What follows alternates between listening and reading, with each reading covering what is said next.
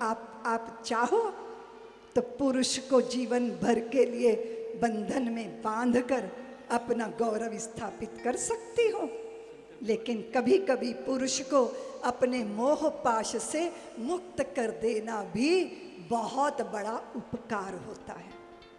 अरे ऐसा रत्ना ने किया था। ऐसा किसने किया था? तुलसीदास जी की पत्नी रत्ना ने। उनको बहुत आसक्ति थी रत्ना के प्रति, बहुत आसक्ति थी। मायके गई पत्नी के लिए इतने अधीर हो गए कि सुबह तक की प्रतीक्षा नहीं कर सके। नदी के किनारे खड़े हुए तो बाढ़ग्रस्त नदी थी। नाविक से कहा उस पार ले चलो। नाविक ने कहा कि मैं बौरा नहीं गया, मैं पगला नहीं गया, मेरे स्क्रू ढीले नहीं हैं जो मैं बाढ़ग्रस्त नदी में नाव डालूंगा।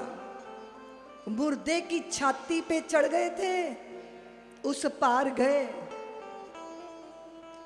बादल थे, वर्षा थी, घनघोर भयंकर झंझावात था, पर जो अंदर उठा था झंझावात, वो तो बाहर के झंझावातों से ज्यादा प्रबल था। ससुराल के दरवाजे पे खड़े होके मैं दरवाजा अर्गला से शब्द करूंगा तो ससुराल वाले कहेंगे तुलसी सुबह होने की प्रतीक्षा तो कर लेते। संस्कारों ने संकोच में डाल दिया, लेकिन पत्नी को मिलने की अधीरता ने सारे संकोच खत्म कर दिए। चौराहे पर है वो, इसलिए पिछवाड़े गए। मुंडेर पे लटकते हुए सर्प को रस्सी बना लिया। सोचिए जरा, कल्पना कीजिए, इस साहस की कल्पना कीजिए और इस व्याकुलता की कल्पना कीजिए। इस अधीरता को तो अनुभव करो देपालपुर वालों, कि मुर्दा नाव बन जाए और सर्प रस्सी बना लिया जाए। और जिस कामिनी के लिए ये सब किया जाए और जब उसके सम्मुख जाके खड़ा हुआ जाए और वो दुत्कार दे, कैसा लगता है? बोलो। विकट कामनाओं को देता हुआ चुनौती चला वियोगी। ध्यान से सुनिएगा। विकट कामनाओं को देता हुआ चुनौती चला वियोगी। काम कामना हुई कामिनी से निंदित होकर उपयोगी। पा जाती संतोष वासना, पा जाती संतोष वासना, अगर गले लग जाती रत्ना, तो कैसे होते हुलसी सुत तुलसी तुलसी दास, अगर बुझ जाती प्रेम पिपास। रत्ना ने बाहों में बांध लिया होता तो कहानी खत्म हो गई होती। रत्ना ने बाहों में नहीं बांधा, रत्ना ने साहस देखा, रत्ना ने पुरुषार्थ देखा, रत्ना ने हुलसी के पुत्र में निर्भयता देखी, और रत्ना ने उनमें कहीं लगन देख ली, लगन। और फिर कह दिया कि इस मल मूत्र की पोटली के लिए, इस शरीर के लिए आप इतने व्याकुल हो गए कि आपको दुनिया की कोई बाधा नहीं लगी। और ये पुरुषार्थ, ये साहस, ये निर्भयता और ये अगर किसी श्रेष्ठ के लिए हो तो सोचिए जरा।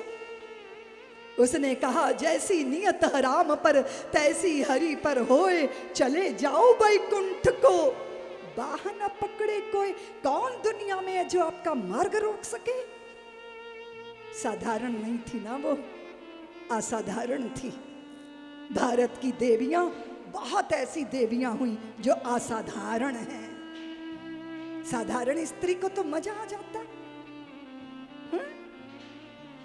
लोग मुझे कहते हैं दीदी माँ हम तो अपने पति को उंगलियों पे नचाती हैं। तो हमने कहा भैया वो 1.5 क्विंटल का तेरी उंगली पे चढ़ कैसे जाता है? अरे बोले दीदी माँ उंगली पे चढ़ने का मतलब उंगली पे चढ़ना नहीं होता, उंगली के इशारों पे नचाना। तो साधारण स्त्री है।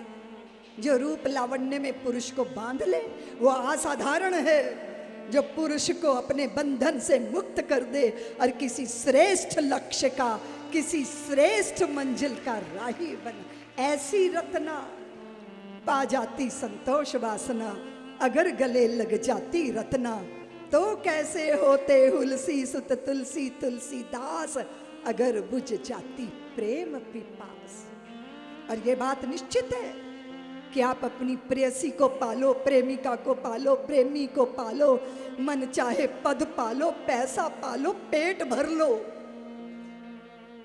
पर वो नहीं तृप्ति मिलनी जिसकी अंदर लालसा है। याद रखना दीपालपुर वालों, ओस के पानी से जन्मों जन्मों की प्यास बुझ नहीं सकती। इसलिए सब कुछ पाके भी कोई हुआ ऐसा जिसने कहा आप्त काम हुआ, आत्मा राम हुआ, धन्य हो गया, अब कुछ पाना बाकी नहीं, अब तृप्त हो गया, बोला कोई ऐसा? आज तक ऐसा नहीं हो पाया। ययाति ने बार बार अपने पुत्रों की जवानियां भोगी, तब भी वो तृप्त, ओस का पानी प्यासे उरकी, प्यास कभी भी हर ना सकेगा। जगपन घट के जल से पगले, तेरा मन घट भर ना सके। सब्सक्राइब करें साध्वी ऋतंभरा जी के YouTube चैनल को और हमारे वीडियोस को सबसे पहले देखने के लिए बेल आइकन को दबाना ना भूलें।